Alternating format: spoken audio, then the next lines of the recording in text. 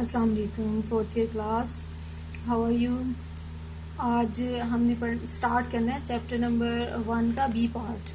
Chapter number 1 का ये part हम फिनिश कर चुके हैं। उसके शॉर्ट क्वेश्चंस, न्यूमेरिकल प्रॉब्लम्स भी, आई होप आप सब लोगों को उसमें कोई प्रॉब्लम नहीं है। तो ये शुरू करते हैं चैप्टर नंबर 1 का पार्ट बी। गॉसेस लॉ है। इस पूरे चैप्टर में हम पढ़ेंगे Gauss's law and it's applications. ठीक है, अब गॉसेस लॉ आपने सेकेंड ईयर की फ़िज़िक्स के चैप्टर नंबर 12 में बहुत डिटेल से इलेक्ट्रिक फ्लक्स क्या होता है ये पढ़ा था। फ्लक्स थ्रू डिफरेंट जो शेप ऑफ सरफेसेस हैं वो पढ़ा। गॉसेस लॉ क्या होता है, गॉसेस लॉ की कुछ एप्लीकेशंस आपने वहाँ पे पढ़ी। अब यहाँ हम इसको बहुत डिटेल से पढ़ेंगे। ये जो फर्स्ट टॉपिक है इलेक्ट्रिक फ्लक्स फाई ई, ये सिर्फ आपको रिमाइंड कराया हुआ है कि फ्लक्स होता क्या था। तो फ्लक्स किसे कहते हैं, जो फील्ड लाइंस हैं, अगर किसी सरफेस एरिया में से फील्ड लाइंस बाहर निकल रही हैं तो जो total number of field lines हैं पासिंग थ्रू द सरफेस, उसे हम क्या कहते हैं, इलेक्ट्रिक फ्लक्स कहते हैं। ये आपको याद कराने के लिए मैं आपको सेकेंड ईयर की बुक में से दिखाती हूँ। देखिए, ये आपने ना सेकेंड ईयर की बुक से ये पढ़ा था कि ये जो है ना फील्ड लाइंस आ रही हैं, इनके रास्ते में आपने कोई एक एरिया ऐसे रख दिया है कि area is perpendicular to the field lines. ऐसे फील्ड लाइंस आ रही है, आगे एरिया उस पर क्या पड़ा हुआ है, परपेंडिकुलर। तो जो स्केलर एरिया है वो परपेंडिकुलर है, लेकिन आपको याद होगा डायरेक्शन ऑफ दिस एरिया हम क्या लेते हैं, इस पे नॉर्मल। तो इसका मतलब ये जो वेक्टर एरिया यानी डायरेक्शन ऑफ दिस एरिया है ए वेक्टर, ये यहाँ पे बोल्ड फेस लिखा हुआ। आप जब भी लिखेंगी हैंड राइटिंग में तो आपने इसके ऊपर एक एरो हेड लगा के लिखना है ए पे। तो direction of vector area is parallel to the field line. अगर ये कंडीशन हो तो देखें maximum field lines are passing through this area, तो हम इसको कहते हैं कि फ्लक्स इज मैक्सिमम और उसे ई ए से रिप्रेजेंट करेंगे। अगर यही area parallel to the field रख दिया है तो देखें फील्ड लाइन जिसके ऊपर से नीचे से गुजर जाएंगी, इसकी सरफेस को इंटरसेक्ट नहीं करेंगी कोई भी फील्ड लाइन। तो हम कहेंगे कि जब ये area parallel to the field था या फिर vector area perpendicular to the field है। देखें vector area is making an angle of 90 degree with this field lines. तो जब ऐसा है तो कोई भी फ्लक्स इसमें से पास नहीं हो रहा, तो फ्लक्स जो है उसे हम लिखेंगे फाई ई ए जो है ये इज इक्वल टू 0 है। और at any other angle theta, यानी आपने ये जो एरिया है इसको थोड़ा सा इंक्लाइन किया हुआ है at an angle theta with the horizontal, तो तब जो फील्ड लाइंस इसमें से पास हो रही हैं उसको हम इस तरह लिखेंगे कि ई और ए के दरमियान जो एंगल है वो थीटा है। तो जो फ्लक्स है वो ई ए कॉस थीटा के इक्वल होता है, क्योंकि ये इसकी दोनों प्रॉपर्टीज़ को डिस्क्राइब कर रहा है कि अगर थीटा 0 डिग्री होगा जैसे कि यहाँ पे था तो कॉस ऑफ 0 डिग्री 1 होता है, तो फ्लक्स ई ए के बराबर आ जाता है। अगर थीटा 90 डिग्री होगा जैसे यहाँ पे था तो cos of 90 degree is equal to 0 होता है, फिर फ्लक्स 0 हो जाएगा। और एट एनी एंगल थीटा हम इस फार्मूला से फ्लक्स की वैल्यू फाइंड कर सकते हैं। और फ्लक्स के यूनिट्स भी आपको याद होगा, हमने ये जो ई ए कॉस थीटा है इसको ई डॉट ए भी लिख सकते हैं वेक्टर फॉर्म में। ई भी वेक्टर है, ए भी वेक्टर है, तो डॉट प्लेस कर दें।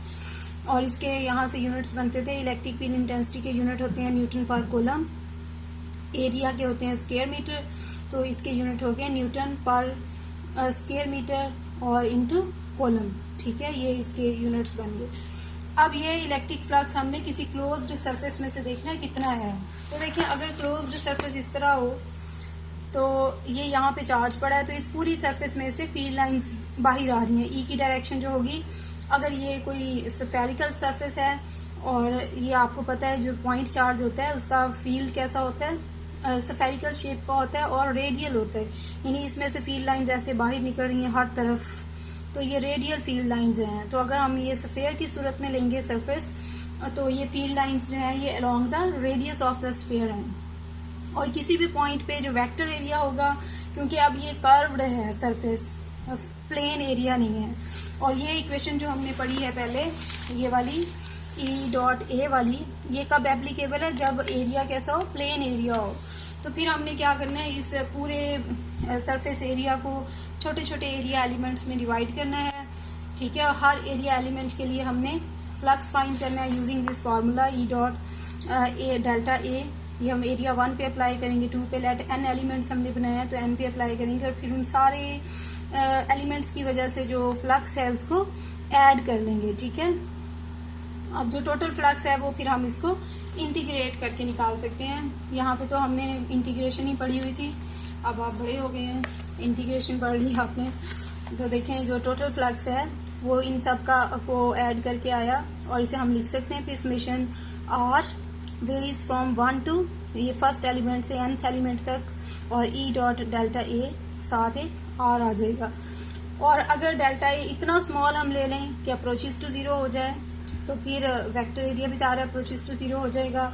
तो हम क्या करेंगे, इस पे लिमिट लगा लेंगे delta a approaches to zero और लिमिट और ये समेशन मिल के क्या बना देते हैं, इंटीग्रेशन। तो इंटीग्रेशन हम कर लेंगे over the whole surface E dot D A. ठीक है, अब हमने देखना है कि इलेक्ट्रिक फ्लक्स जो है ना, अगर एक क्लोज्ड सिलेंड्रिकल सरफेस है जिसे हमने एक यूनिफॉर्म इलेक्ट्रिक फील्ड के अंदर रखा हुआ, तो उसमें से इलेक्ट्रिक फ्लक्स कितना है। देखिए ये एक पॉजिटिवली चार्ज प्लेट है, ऐसे एक प्लेट है एक ऐसे, दोनों आमने सामने पड़ी हैं, इनके ऊपर चार्ज है, इस पे सारा पॉजिटिव चार्ज, इस पे सारा नेगेटिव चार्ज। तो अब इसके इन दोनों के दरमियान में हमने एक सिलेंड्रिकल शेप रख दी है, क्लोज्ड सिलेंडर है ये। हमने देखना है कि इस सिलेंडर में से कितनी फील्ड लाइंस यहाँ से पास होके जा रही हैं। तो देखें जो फील्ड लाइंस है उनकी डायरेक्शन हमेशा कहाँ से कहाँ होनी है, पॉजिटिव से नेगेटिव की तरफ। तो देखिए तीन सरफेसेस में हम इसको डिवाइड कर लेते हैं। एक ये एंड सरफेस जो साइड से देखेंगे तो हमें फ्लैट लगेगी, एक ये एंड सरफेस ये भी साइड से देखेंगे हमें फ्लैट लगेगी, और एक ये कर्व्ड सरफेस है। ठीक है, कर्व्ड सरफेस को उसी तरह हम डील करेंगे कि हर पॉइंट पे ये जो कर्व है इसमें जो डायरेक्शन ऑफ डी ए है ये अलोंग द रेडियस है इसके ना, और फील्ड लाइंस जो है वो along the axis of the cylinder हैं। तो देखिए ये जो तीनों की वजह से फ्लक्स होगा उसे ऐड कर लेंगे। इस एंड सरफेस के लिए देखें जो ई और जो वेक्टर एरिया है ये एक दूसरे के एंटी पैरेलल हैं, इसके लिए ये एक दूसरे के पैरेलल हैं, ई भी ये डायरेक्शन वेक्टर एरिया की भी, और यहाँ पे हर जगह पे डी ए और ई एक दूसरे के परपेंडिकुलर हैं। तो यहाँ पे इस कर्व्ड सरफेस की वजह से फ्लक्स क्या होगा, ज़ीरो, यहाँ पे नेगेटिव साइन के साथ और यहाँ पॉजिटिव। तो हम इसे लिख लेंगे ऑन सरफेस ए, पहले इंटीग्रेशन कर ली, ऑन सरफेस बी कर ली, और ऑन सरफेस ये कर्व्ड सरफेस सी। तो देखें जो आएगा फ्लक्स टोटल, ये अभी जो मैंने आपको वहाँ से दिखाया फर्स्ट सरफेस के लिए वो ऑपोजिट है, एंगल 180 डिग्री होगा। सेकंड के लिए जो कर्व्ड सरफेस है उसके लिए परपेंडिकुलर है, एंगल 90 डिग्री। थर्ड जो सरफेस है एंड सरफेस उसके लिए पैरेलल है, एंगल 0 डिग्री। तो ये यहाँ पुट करें 180 - 1, cos 90 0 होता है, cos 0 डिग्री 1 होता है।